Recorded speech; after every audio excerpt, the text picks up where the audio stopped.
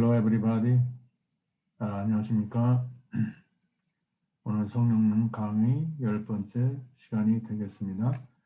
제가 보내드린 자료를 참고하시면서 공부하면 되겠습니다.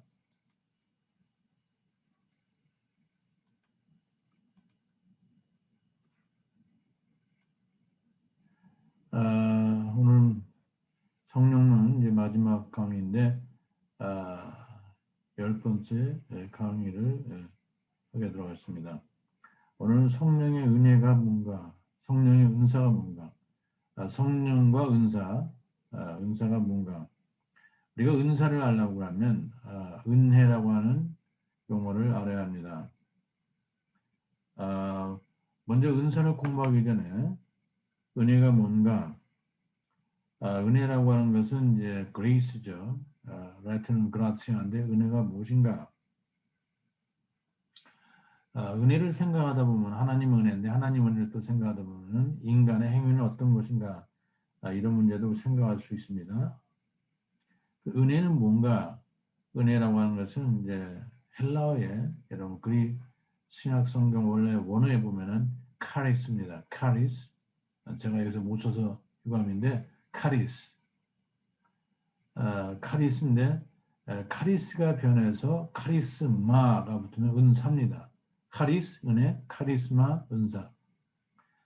먼저 은혜가 뭐냐? 은혜가 뭐냐라고 하는 것을 살펴보도록 하겠습니다. 자, 은혜가 뭐냐?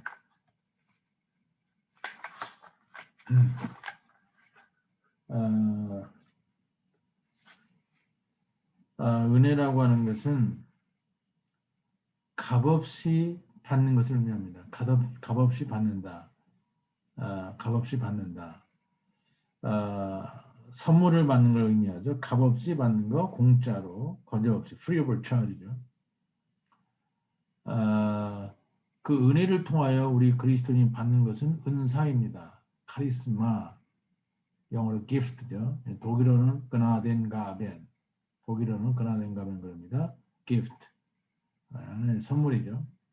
자, 그래서 로마서 3장 24절 보시면은 그런 말씀이 있습니다. 하나님의 은혜로 값없이 의롭게 됐다. 하나님의 은혜로 값없이 은혜롭게 됐다. 의롭게 됐다. 우리가 의롭게 되는 것은 무슨 대가를 치른다든가 공적을 치른다든가 어떤 선한 행위를 해서 가는 게 아니고 하나님의 은혜로 값없이 의롭게 됐다. 이때 은혜라는 얘기는 값없다는 얘기죠. 예, 카리스입니다. 그레이스, 그라치아. 자, 그래서 로마서 3장 20절 뭐 은혜로 값없이 의롭다 했다. 여기 값없이 거저. 자, 이것은 또 도레안이라는 값없이 거저 도레안이라고 하는 뜻으로 카리스와 같은 의미를 가지고 있습니다. 자, 그러면 은사를 공부하기 전에 먼저 은혜론에 대해 간단히 얘기를 하겠지만은 그런 은혜의 성격이라고 할까요? 은혜의 성격에 대해서 공부하도록 하겠습니다.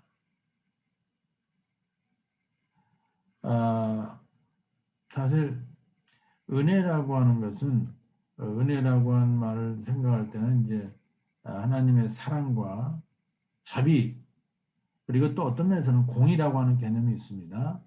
자, 그래 은혜는 하나님의 사랑과 은혜와 자비지만 거기에 공의라고 하는 공의, righteousness. 그래서 하나님은 은혜의 하나님이고 공의의 하나님이다. 하나님의 성품 얘기할 때 하나님은 은혜롭기 때문에 공의하고 공의롭기 때문에 은혜롭다 하는 것입니다. 하나님이 사랑하니까 잘못된 사람은 심판하고 잘못된 길에서 돌아올 수 있도록 끄집어내는 것입니다. 하나님이 왜 화내고 의로워서 왜 화냅니까? 질투합니까? 그의 백성, 그의 사람을 사랑하기 때문입니다. 그래서 치지만 아주 버리지 않고 또 은혜로 사랑으로 용서해 주시고 받아주신 것입니다. 하나님은 은혜롭다. 하나님은 공의롭다. 라고 하는 것은 동전의 양쪽 모양처럼 우리가 생각할 수 있죠. 자, 그래서 이 히브리어의 은혜라는 하세드라는 헤세드라는 명사는 하시드에서 왔죠. 헤세드, love. 그다음에 의롭다, 츠다카, 체데크. 명사형은 체데크. 츠다카는 형용사죠. 의로운, righteousness, 체데크. 그러니까 헤세드, 츠다카. 두 양면이 하나님의 성품입니다. 그래서 하나님의 은혜를 생각하면 우리는 항상 공의를 생각해야 된다는 것이죠. 하나님은 은혜롭다. 은혜는 그럼 뭔가라고 하는 것에 대해서 간단히 생각해 보도록 하겠습니다. 먼저 은혜라고 하는 것은 모든 피조물에 대한 하나님의 사랑을 의미합니다. 모든 피조물에 대한 하나님의 사랑, 일반이죠. 모든 피조물에 대한 하나님의 사랑을 의미합니다.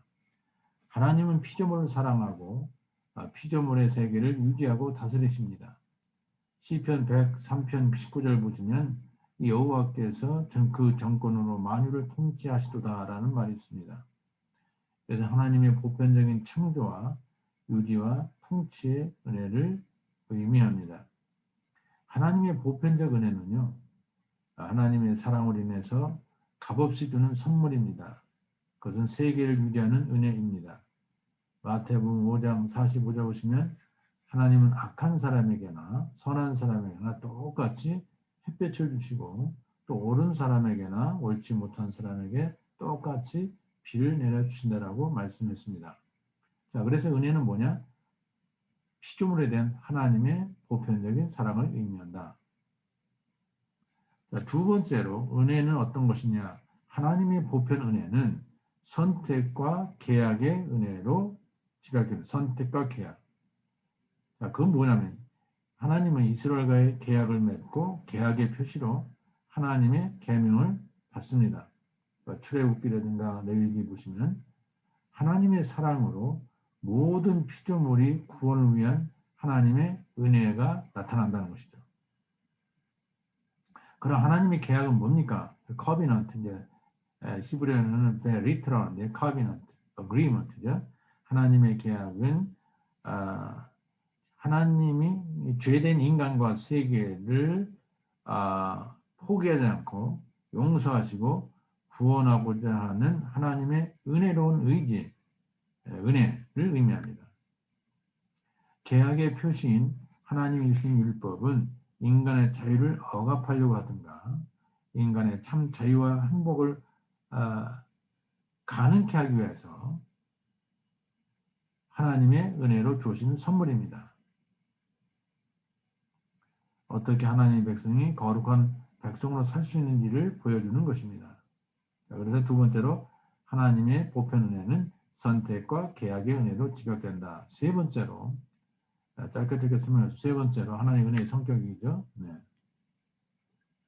하나님의 은혜는 궁극적으로 하나님의 종말론적 행위를 말합니다. 하나님의 종말론적 행위는 뭐냐면은 예수 그리스도의 구원을 의미합니다. 예수 그리스도의 구원. 하나님의 은혜는 예수 그리스도의 구원의 은혜를 말한다. 예수 안에 나타난 죄의 용서와 구원의 은혜가 바로 하나님의 은혜인 것입니다. 예수님은 그 자체가 구원입니다. 그렇죠? 그리스도의 구원은 하나님의 사랑과 자비로서 하나님의 은혜로 말미암아 일어납니다. 바로 예수 그리스도가 하나님의 은혜입니다. 예수 안에 나타나는 하나님의 의가 그의 은혜입니다. 하나님의 은혜는 예수 그리스도의 은혜입니다. 예수의 은혜는 하나님께서 낮추시고 성육신하시고 고난당하시고 고통당하시고 부활한 모든 사건이 하나님의 은혜 사건입니다. 용서받을 수 없는 죄인이 하나님의 용서를 받고 의롭게 될 수 있는 인간이 하나님의 의롭다함을 받을 수 있는 것.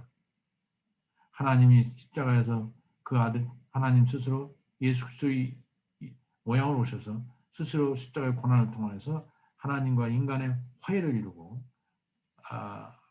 구원의 길을 주었다는 것이 바로 하나님의 은혜인 것입니다. 그래서 다시 말하면 세 번째는 하나님의 은혜는 예수 그리스도의 구원의 은혜를 말한다. 죄와 그리스도에 나타난 죄의 용서와 구원의 은혜를 의미하는 것입니다. 네 번째로 하나님의 은혜는 그리스도인에게 여러 가지 은사로 나타납니다. 은혜는 은사로 나타난다. 은혜는 은사로. 양자는 서로 별개가 아니고 연결되어 있습니다. 자, 그래서 하나님 은혜 받은 사람은 구체적인 삶 가운데 이웃을 사랑하고 하나님 나라 추구하는데 또 하나님 영광을 돌리는데 나타나야 되는 것입니다. 자, 그 다음에 그래서 이 하나님 은혜는 예수 그리스도를 따름으로써 그의 발자취를 가고 그 예수의 그 고난에 같이 따라갈 때에 참으로 은혜가 은혜되는 것입니다. 그래야만이 귀한 은혜가 되는 것입니다. 그리스도를 따르는 이를 동반하는 은혜는 참으로 귀한 은혜가 되는 것입니다. 자, 하나님의 은혜는요, 우리가 병 고치고 문제 해결하고 그런 것이 있는 것이 아니고 이 역사 가운데서 우리를 부르시고 보내시는 하나님의 정말적 능력과 힘이라고 할 수 있습니다. 또 그리스도를 따름으로 그것이 하나님의 은혜가 참 은혜되는 것입니다. 하나님의 은혜는 우리의 마음과 위로와 평안과 기쁨이 있는 것도 그러지만 사랑하는 사람이 되어 그리스도를 따름으로 이 세상 가운데에서 어려운 사람과 함께 고통당하고 괴로워하고 동요할 때 그 은혜가 은혜되는 것입니다. 자, 그러면은 하나님의 은혜의 특징이라고 할까요? 자, 하나님의 은혜의 특징. 자, 하나님의 은혜는 삼위일체 하나님으로부터 온다. 삼위일체 하나님으로부터 분리될 수가 없다. 하나님 은혜는요, favor, 인간에 대한 하나님의 호의입니다. 인간에 대한 하나님의 호의다. 인간에 대한 하나님의 favor, 초자연적인 신적 선물이다. 그래서 은혜는 뭐냐? 하나님의 삼일체 하나님으로부터 분리할 수가 없다. 아버지와 아들과 성령 하나님으로부터 나온다는 것이죠. 자, 여기 보면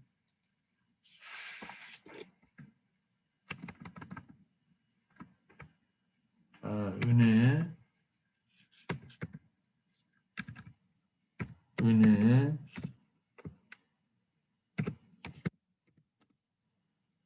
특성이라고 할까요? 특성.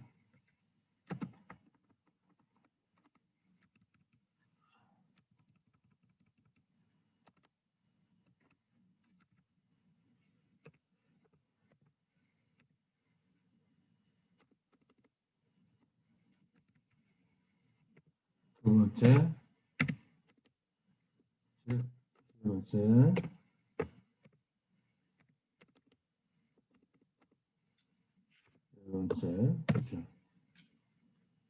자, 그래서 첫 번째로 하나님 은혜는 삼일체 하나님께로 온다. 두 번째, 하나님의 은혜는요, 하나님 특성이 하나님의 은혜는 자유로운 은혜이다. 하나님의 은혜는 독자적으로 스스로 하나님의 의지에서 나오는 것입니다. 하나님의 자유 가운데서 나오는 것입니다. 그것은 인간의 행위라든가 공로에 근거한 것이 아니고 하나님 스스로 하나님의 독자적인 의지로 자유로운 은혜입니다. 하나님 은혜는 자유로운 의지다. 세 번째로 하나님 은혜는 언제나 값없이 오는 것입니다. 하나님의 은혜는 언제나 값없이 온다. 그렇기 때문에 선물입니다. 선물이에요.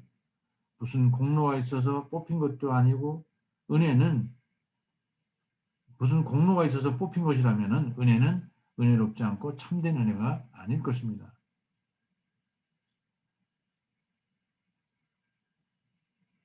그 다음에 하나님의 은혜는요, 역설적인 것이다. 왜냐하면 인간이 아무리 거부해도 오기 때문입니다. 역설적이다. 또한 하나님의 은혜는 언제나 새롭게 오는 것입니다. 하나님의 은혜는 언제나 새롭다. 하나님의 은혜는 언제나 새로운 은혜이다 라고 할 수 있어요.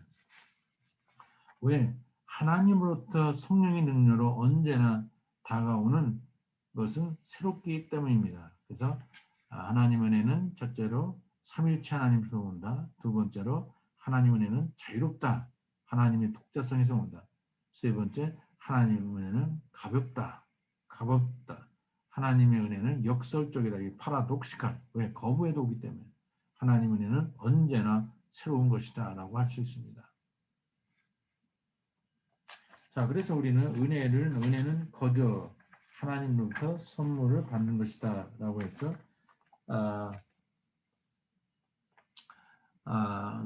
예배소서 2장 8절에 보면은 너희가 그 은혜를 인하여 믿음으로 말미암아 구원을 얻었다. 은혜를 인하여 믿음으로 말미암아 구원을 얻었다. 그래서 하나님의 믿음도 하나님이 주신 선물이고 믿음도 성령을 통해 오는 하나님의 은사입니다. 자, 그래서 로마서 3장 24절 그리스도인은 하나님의 은혜로 값없이 의롭다함을 얻었다. 그렇죠? 자, 그래서 우리는 이 선물로 인해서 십자가의 은혜로 예수님 우리가 죽으신 그 사건을 통하여 값없이 믿음으로 의롭다함을 받았다는 것입니다. 자, 그러면 우리가 믿음으로 의롭게 되지만 행위가 필요 없느냐? 믿는 사람은 그 행위가 바르고 믿음에 합당한 열매와 행위가 따라야 하는 것입니다. 하나님의 은혜와 인간의 행위는요, 서로 배제하거나 결코 대립하지 않습니다. 하나님의 은혜는 인간의 행위를 포괄하고 또 인간의 행위를 가능케 하고 인간의 행위는 그의 원인과 근거를 하나님의 은혜에서 찾을 수가 있는 것입니다. 하나님의 은혜는 인간의 자유로운 결단과 행위를 가능케 하는 내적인 원동력이 될 수 있는 것입니다. 그래서 그리스도인은 그의 행위를 자신의 업적과 공로로 생각지 않고 모든 것을 하나님의 은혜로 돌릴 수밖에 없습니다. 구원은 오직 은혜로 일어납니다. 그렇지만 인간의 행위 없이, 인간 없이는 결코 일어나지 않는다라고 할 필요가 있습니다.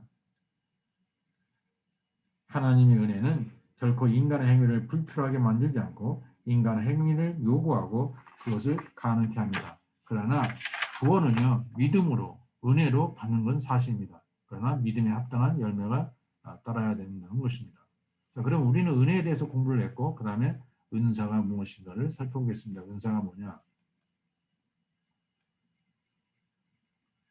자, 은사. 우리가 은사에 대해서 공부하려면은 첫째, 로마서 12장과 신약에서 고린도전서 12장, 에베소서 4장 11절, 베드로전서 4장 10절과 11절이 은사에 대해서 나오는데 이걸 살펴보고 또 주석도 하고 공부를 해야 될 것입니다.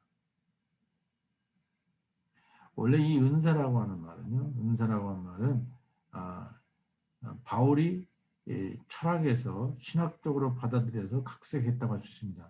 소위 그릭 필로소피, 헬라 철학에서 철학적 용어인데 신학적으로 그것을 받아들였다는 것입니다. 자, 그래서 은사라고 하는 뜻은 카리스마인데 은혜는 카리스죠. 카리스마. 그래서 카리스는 하나님 편에서는 은혜죠. 카리스. 우리 인간 편에서는 카리스마입니다. 복수는 카리스마타. 그죠? gifts. 거기로는 그나된 가면. 하나님의 은혜는요. 하나님 편의 은혜지만 카리스마 인간 편에서는 카리스마이다. 자, 이 은혜는요. 인디카티브의 신학적 인디카티브하다고 하면은 카리스마는 임페라티브하다. 이게 뭘 얘기하냐면 은혜를 통하여 주신 그 은사는 선물은 그 은사는 여러 각가지의 은사가 있습니다. 선물이죠. 어떤 탤런트, 재능, capacity, ability라고 하시는데 이 모든 다양한 것들은 하나님께서 은혜는 주어진 것은 뭐냐? 쓰라고 명령적인 그런 요구를 하고 있다. 내가 하나님의 은혜를 받고 하나님 은사를 받았다고 하면은 그 받은 은사 가지고 나를 위해서 쓰는 게 아니고 하나님 나를 위해서 사용돼야 합니다. 이웃을 위하여 사용해야 됩니다. 교회 공동체를 위하여 사용해야 됩니다. 여기 바로 사명으로서의 사명감, 과제로서의 임무가 바로 은사에 있다는 것이죠. 은혜 받은 사람은 은혜에 감격해서 주님을 위해서 뭔가를 하게 됩니다. 사울이 바울이 된 다음에 새 사람이 되고 이방인의 선교사자 가지고 예수 믿고서 새 사람이 되고 이 세상의 모든 것들이 배설물 쓰레기로 보게 됐어요. 가장 가치 있는 게 뭐냐? 예수를 아는 지식이 가장 가치스럽고 이 세상의 모든 것들이 다 쓸모없는 것이다. 그는 공부를 많이 한 사람이고 가문도 좋고 그 계파에도 좋은 계파에 속해 있고 또 뭐 가문 여러 가지가 좋습니다만 예수를 만난 다음에 세상의 모든 것이 그리스도를 아는 지식보다는 못하다고 하면서 고백한 걸 볼 수가 있습니다. 그리고 그 은혜를 받고 나서 이제 이방인의 사도로 일을 하게 됐어요. 그 원래 그가 회심에서 기독교인이 되기까지는 예수 믿는 사람을 핍박하고 죽이는 것이 하나님께 충성하는 줄 알았는데 나중에 부활하신 예수님을 담에색 소상에서 만난 다음에 회개하고 거듭나가지고 잘못된 것을 보고하고 이제 이방인의 선교사가 됐습니다. 하나님의 은혜를 받고 깨달으니까 그 은혜에 감사해서 뭔가를 합니다. 사명이죠. 자, 은혜는 일반적입니다. 일반적이네요. 비도 주시고 해도 주시고 모든 사람에게 주신 일반적인 은혜. 근데 은사는 특별한 독특성입니다. 스페셜. 각자에게 독특한 은혜를 주십니다. 일반은 은사는 제너럴하지만 은사는 스페시픽하다, 특별하다. 각자의 은사가 독특합니다. 어떤 사람 은사는 하나 가진 사람, 둘 가진 사람, 열 가진 사람 그 독특한 은사를 가지고 비교하지 말고 뭔가 써야 됩니다. 써먹어야 돼요. 봉사를 해야 돼요. 섬겨야 됩니다. 공동체로요. 섬겨야 되는 것입니다. 그래서 은사는 아까 얘기한 것처럼 철학에서 사용된 용어이지만 카리스마라는 얘기를 신학적으로 바울이 쓰게 되었다는 것이죠. 자, 그래서 카리스마라는 뜻은 원래 카리소마이, 선사하다, 선사하다라는 말에서 선사하다는 말에서 파생했는데요. 신약 성경이 약 20여 개가 20여 번이 나오는 걸로 알고 있습니다. 하나님께서 값없이 주신 선물이 은혜의 선물, 그게 은사다. 바울에 의해서는 16번 사용됐습니다. 한 번은 베드로가 쓰인 것을 볼 수 있고요. 바울은 카리스마를 특별한 사람만이 은사를 특별한 사람만이 받을 수 있는 어떤 특별한 신기한 은사라는 의미로 결코 사용하지 않습니다. 다시 말하면 모든 그리스도인에게 특별한 그리스도인 모든 그리스도인에게 최소 하나씩 하나님께서 뭘 통하여 성령을 통하여 주시는 선물로 카리스마를 라는 단어를 사용했습니다. 예를 들어서 바울은 로마서 1장 11절 모든 그리스도인이 가질 수 있는 일반적인 선물을 카리스마라고 부릅니다.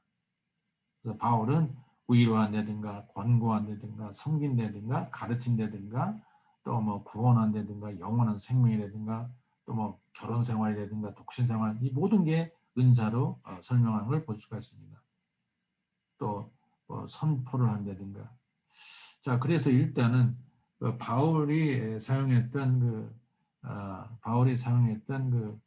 카리스마 은사에 대한 용례들을 한번 살펴보도록 하겠습니다.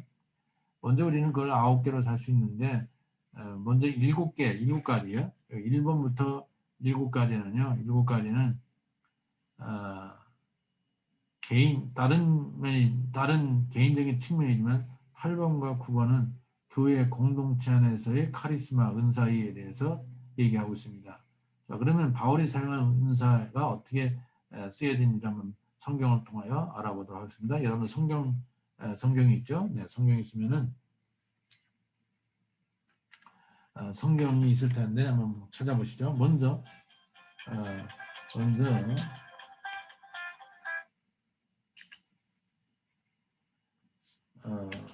전화 와가지고 네.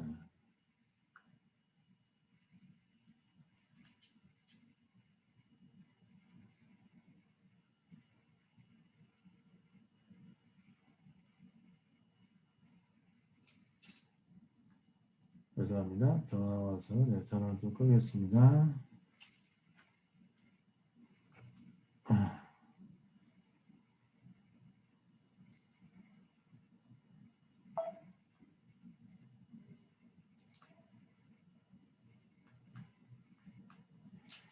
그래서 이제 이 성경 구절을 보시면 먼저 여기 로마서 1장 11절 보겠습니다.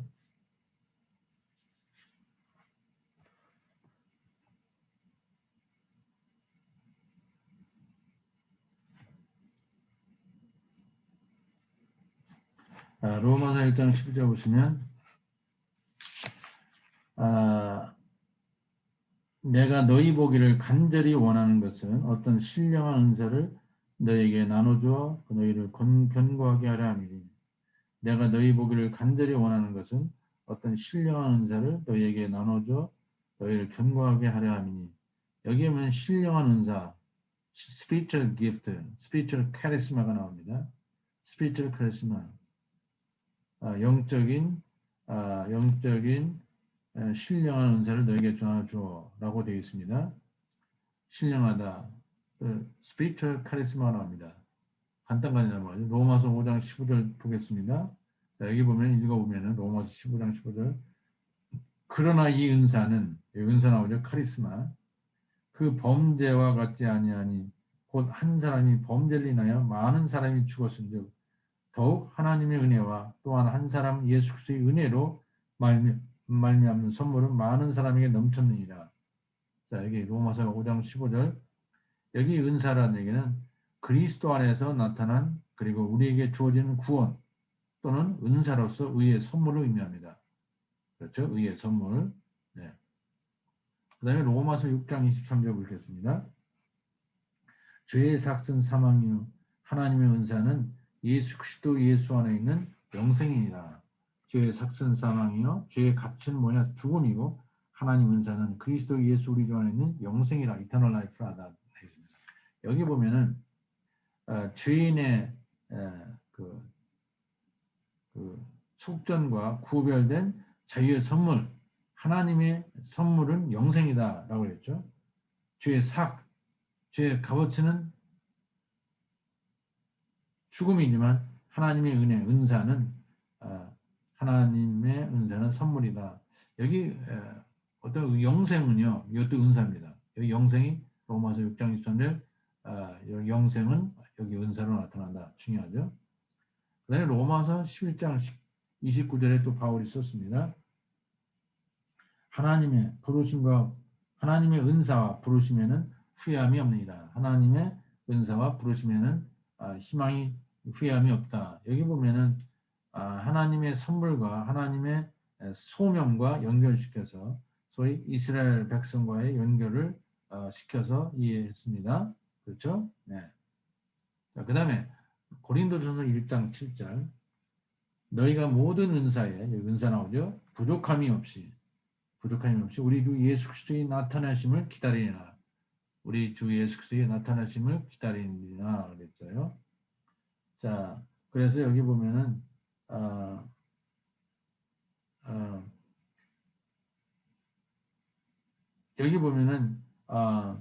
로고스하고 말씀과 그노시스 안과 연결시켜서 나옵니다. 그렇죠?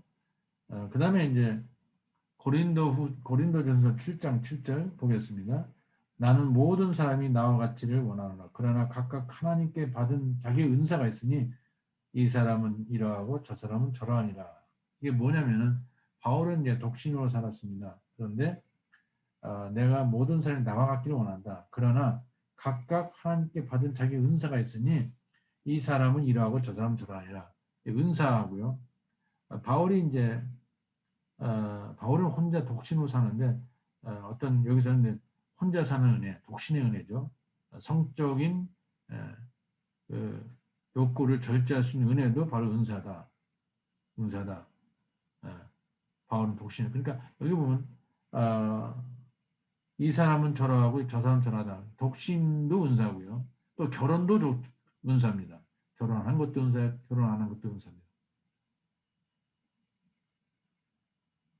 그 다음에 고린도 후서 1장 11절. 자, 고린도 후서 1장 11절 보시면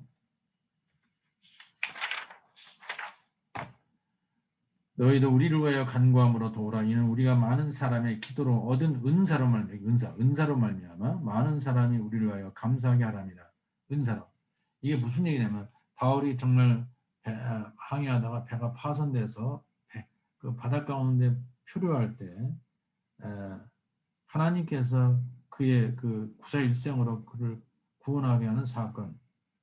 바울의 삶에 바울의 그 삶에 위급한 삶에서 하나님께서 기적적으로 개입해서 바울을 건져낸 사건, 구원한 사건, 그것도 은사예요.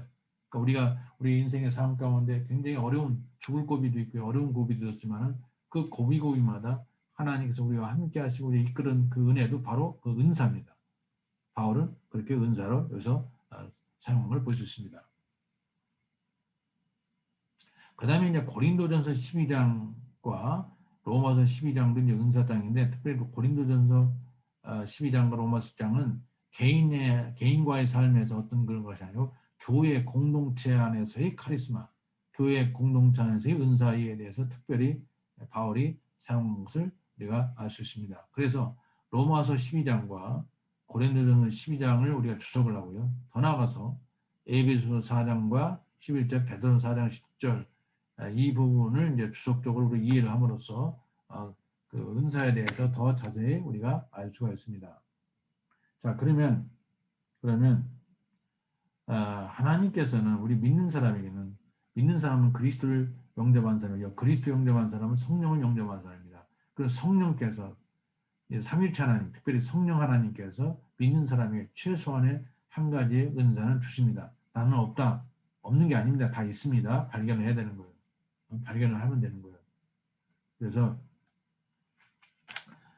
사실 내가 은사가 없다 있다 그러는데 은사는 누구든지 다 있는 것입니다.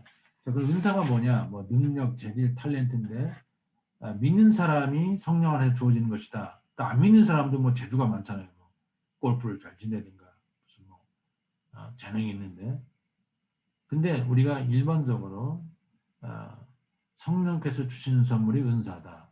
다른 건 탤런트, 일반 재질이 알 수 있죠. 자, 그래서 뭔가 은사냐? 내가 예수를 믿었는데 나는 정말 뭐가 은사인지 모르겠습니다 하는 사람은 가만히 질문을 던져보세요.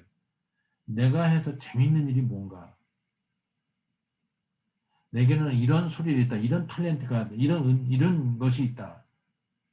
내가 이런 일을 하면 성과가 있다. 그 재주, 그게 뭔가? 그걸 발전시키려고 필요가 있습니다. 그걸 찾아보세요. 내가 하고 싶은 일이 뭔가? 남들이 잘한다고 칭찬하는 일이 뭔가? 그게 은사입니다. 그러면 내가 소질이 있고 성과가 있고 재미있고 하고 싶은 일, 그것이 하나님이 주어진 은사라고도 우리가 생각할 수가 있어요. 그것을 하나님의 사역과 도움이 될 수 있는가를 생각해서 우리가 그 은사를 발견하고 개발하고 갈고 닦아서 발전시키고, 그래서 교회와 개인과 또 지역사회까지 기여하고 섬기는데, 봉사하는데 나눈다 그러죠. 우리 나눔, 그것을 같이 나눠서 기여를 해야 되는 거죠. 그래서 우리는 같은 취미를 가진 사람, 은사 가진 사람끼리 모여서 기도하고 프로그램을 개발하고 같이 쉐어하고 나누고, 그렇게 해서 하나님의 은사를 더 발전시킬 수가 있다는 것이죠. 네.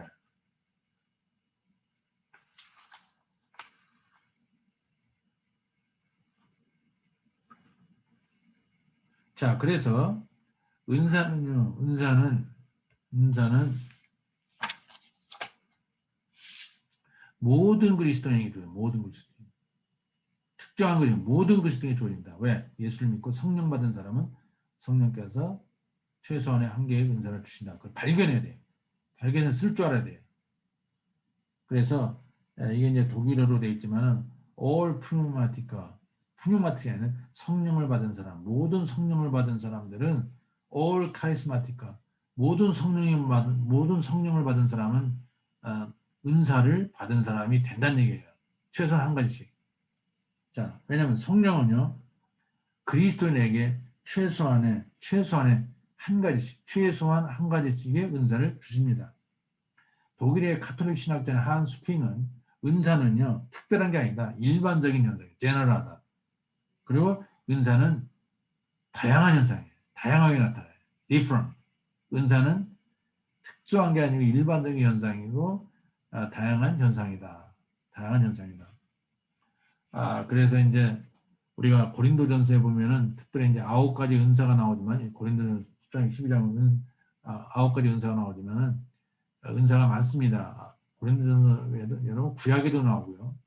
믿음의 은사라든가 계시의 은사라든가 뭐 지혜 은사라든가 지식과 영생과 가르치는 거 잘하는 거, 예언하는 거, 독신도 은사고요. 잘 지도하는 거, 행정하는 거, 자선을 도와주는 거, 병 고치는 거, 기정하는 거, 방언하는 거, 방언들, 영분별, 찬양 잘하는 거, 순교하는 거. 그다음에 뭐 많죠. 요리를 잘한다든가, 글씨를 잘 쓴다든가, 기술이 있다든가, 남을 잘 위로한다든가, 손님을 잘 대접하는 게 은사고요. 운동 잘하는 것도, 율동 잘하는 것도, 아무튼 노래 잘하는 거, 뭐 이런 것들은 수도 없이 행정을 잘한다든가 은사가 있어요.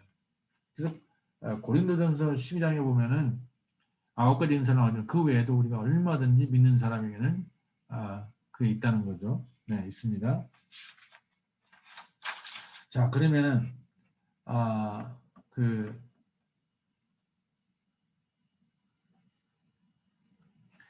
고린도전서 이제 뭐 뭐죠? 고린도전서 12장에 보면 은사가 여러 가지 나오지만은 특별히 이제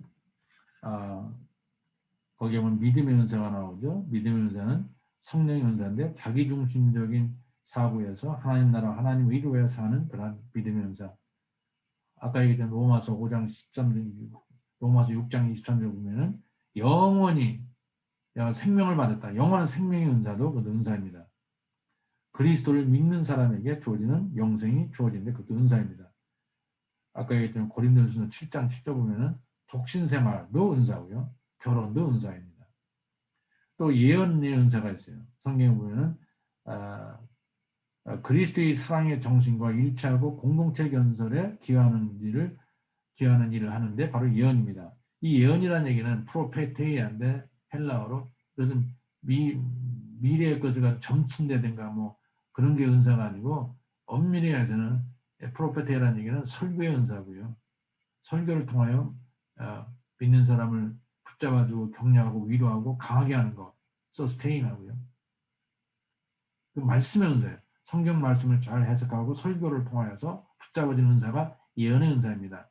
먼 미래에 뭐 아들 날 건지 딸 날 건지 사업이 잘 되지 안 될 건지 뭐 어디서 살 건지 뭐 터를 어디다가 세울 건지 뭐 비즈니스 어디다 할 건지 이런 것들을 통해서 뭐 기도하면서 예언을 기도를 받아가지고 뭐 하겠다. 이거는 예언이 아닙니다. 그건 점치는 거예요. 기독교의 예언은 뭐냐? 말씀의 은사고 설교 은사고 해석의 은사다. 그래서 분명히 잘 알아야 되는 것입니다. 고린도전 12장에 보면 그 예언 은사는 그런 말씀의 은사입니다. 소위 설교의 은사다. interpretation. 자, 그 다음에 계시의 말씀의 은사가 일반 사람들에게 숨기자는 일이 환상을 보거나 내적인 음성을 들으면서 특정한 사람에게 드러낼 수 있는 은사가 계시와 말씀 은사다. 이것도 예언의 한 은사입니다. 그 다음에 지혜의 말씀 은사가 나와요. 소피아죠. 지혜는 소피아인데 십자가의 사건, 십자가에 숨어있는 하나님의 지혜를 깨닫고 그리스도를 따르게 할 수 있는 말씀의 은사가 소위 지혜의 말씀입니다. 또 지식의 말씀 은사가 있어요.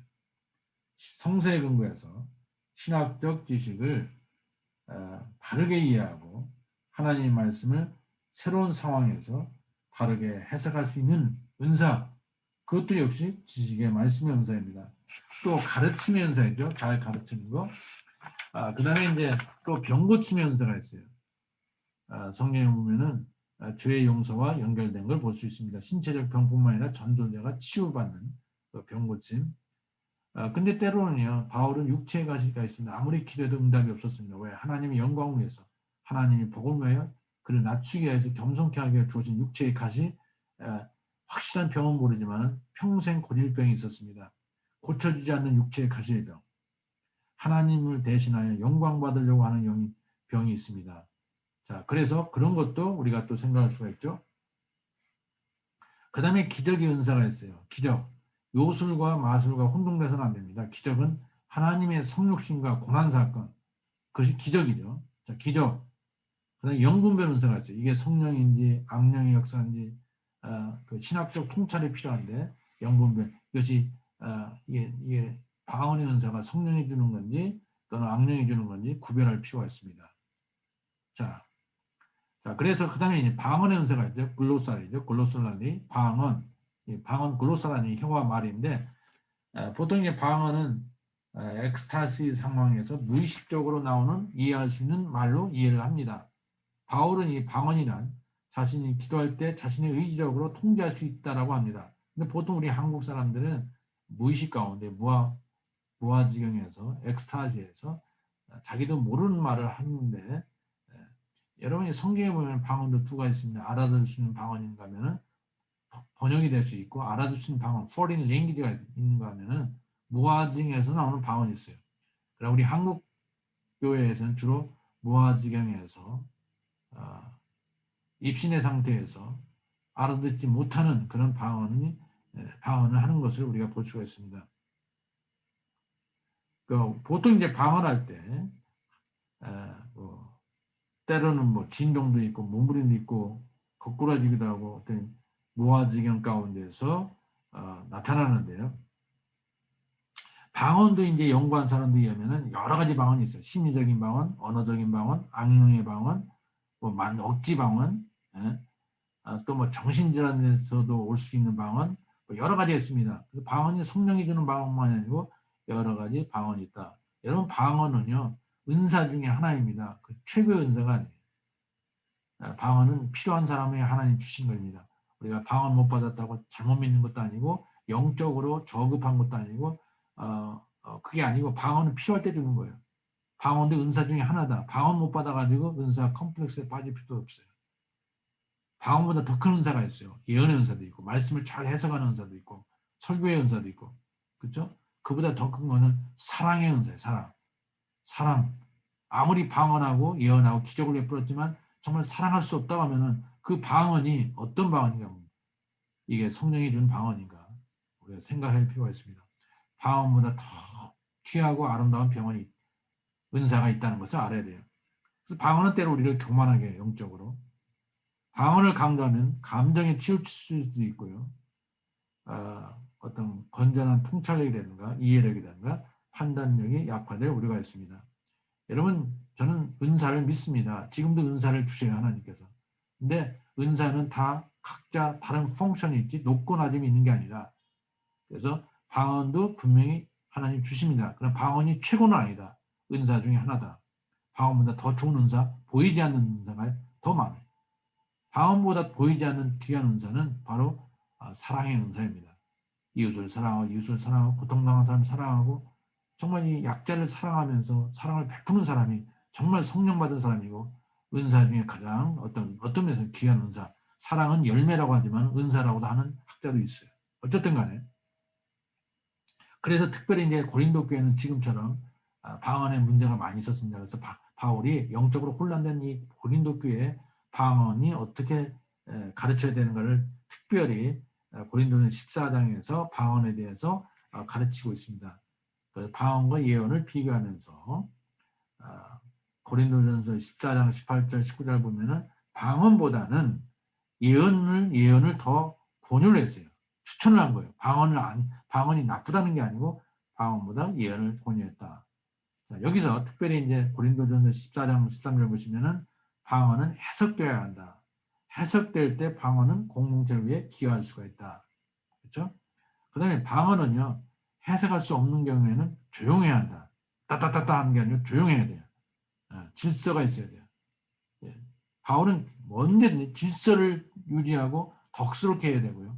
사랑의 빛 가운데 사용되고 교회를 세우는 데 사용해야 된다. 교회를 분리한다든가 혼란스럽다든가 무질서하게 하면 안 되는 거죠.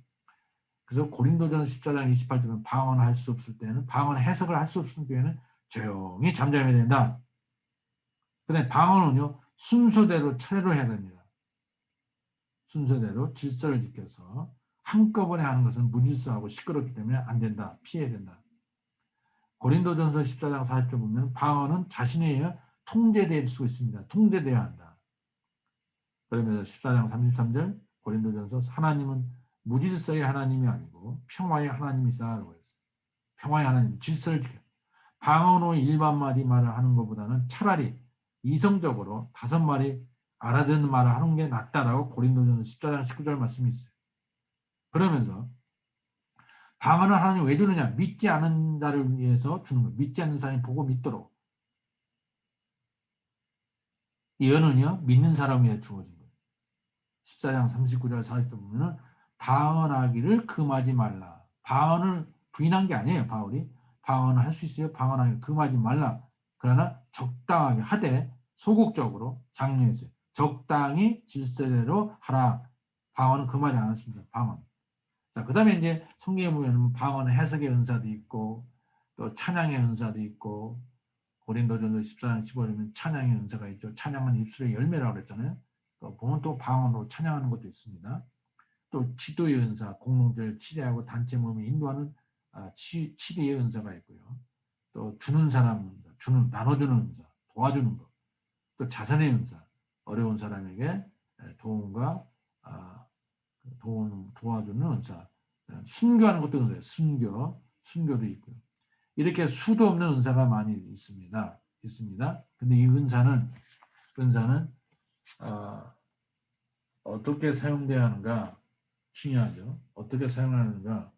사실 제가 지금 시간이 많지 않아서 고린도전서 12장, 13장, 14장을 또 그 다음에 여기 보면 베드로전서 4장, 에베소 4장을 한 절씩 읽으면서 설명을 드리고 해석하고 신학적인 짬새라든가 가르침을 깊이 해야 되겠지만 시간이 없어서 어떻게 될지 모르겠습니다. 어쨌든 제가 중요한 기본적인 흐름만 얘기를 하도록 하겠습니다. 제가 이제 고린도전서 12, 14장 특별히 방언과 예언 현상에 대한 바울의 견해를 지금 설명을 아까 해드렸죠. 자, 그러면 고린도전서 12장, 13장, 14장, 14장은 방언과 예언에 대해 얘기했고 고린도전서 12장은 9가지 은사, 13장은요 특별히 이제 13장은 이제 사랑, 아가페, 사랑장이죠. 자, 그러면 바울이 왜 은사를 얘기하다가 14장에 방언과 예언 은사를 피고 가운데에다가 고린도전 13장을 집어넣었을까? 이거는 사랑장인데 은사는요 사랑의 빛 가운데서 이해되고 사용돼야 된다. 은사, 기적을 베풀고 병 고치고 뭐 별짓 다 해도 사랑이 없으면 물리는 꽹과리예요. 아무것도 아니에요. 모든 것이 사랑 안에서 사용돼야 된다. 방언도, 예언도, 자선도, 도와주는 것도, 설교하는 것도 다 사랑의 빛 가운데서 사용해야 된다. 교회를 세우는 데 있어서 그렇게 사용해야 된다는 거죠. 왜 고린도전 12장 여기 이제 1장부터 쫙 제가 설명을 읽었으면 다 설명해 드리는 건데 바울에 의하면 은사는 덕스럽게 쓴다. 오이코돔에 사랑의 빛 가운데 쓴다. 그죠? 교회를 세우는 데 써야 된다. 그게 중요한 핵심입니다. 자기 자랑과 자기 영광과 자기 출세를 위하여 그리고 자기 이름을 나타내기 위해 그 돈벌이를 위하여 또 은사를 사용하는 사람이 있어요. 이건 참으로 불미스러운 일입니다. 자, 그래서 은사의 크라이테리언 마지막으로 이렇게 해놨는데 은사를 사용하는 그 크라이테리어 기준이 뭐냐? 어떤 은사가 참 귀한 은사냐? 크리스톨로기시라고 했는데 여러분 고린도전서 12장 3절 보면은 예수가 주님이시다라고 고백하는 사람은 성령 받은 사람이에요. 왜? 성령은 그리스도의 영이고 성령은 주의 영이고 성령은 하나님의 영이기 때문입니다. 자, 그러니까 은사 받은 사람은 예수를 하나님의 아들이요 세계의 구원으로 고백할 수 있는 사람이 받은 게 진짜 은사예요. 그러니까 그리스도를 기독론적으로 그리스도에 대한 올바른 신앙을 가진 사람이 예수는 주님이다. Jesus Curious라고 고백하는 사람이 받은 성령이요. 은사가 참으로 은사다. 그 다음에 에클레시올로기 사랑의 빛 안에서 이해된다. 아가페죠. 성령의 은사 받은 사람은 사랑하는 사람이고 그리스도의 성품을 담고 그리스도를 따르는 사람이고 그리스도의 고난에 참여하는 사람입니다. 그래서 모든 것이 사라지지만 사랑은 영원히 남습니다. 종말론적으로 사랑 안에서 사용해야 된다. 그 다음에 에스카톨로기시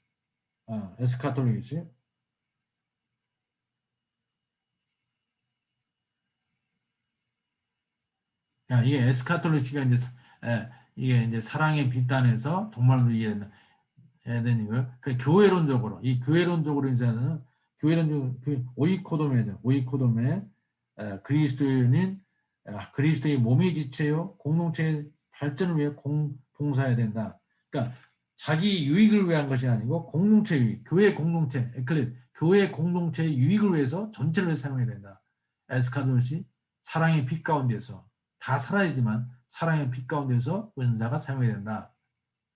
그래서 종말론적으로, 교회론적으로는 교회 공동체, 주님을 고백하는 사람이, 성령 받은 사람이 사용하는 은사, 솔리데오 그로리아. 이건 뭡니까? 우리가 은사를 받았으면 하나님의 영광과, 그렇죠? 하나님의 영광과 하나님을 그리스도인의 성경이요.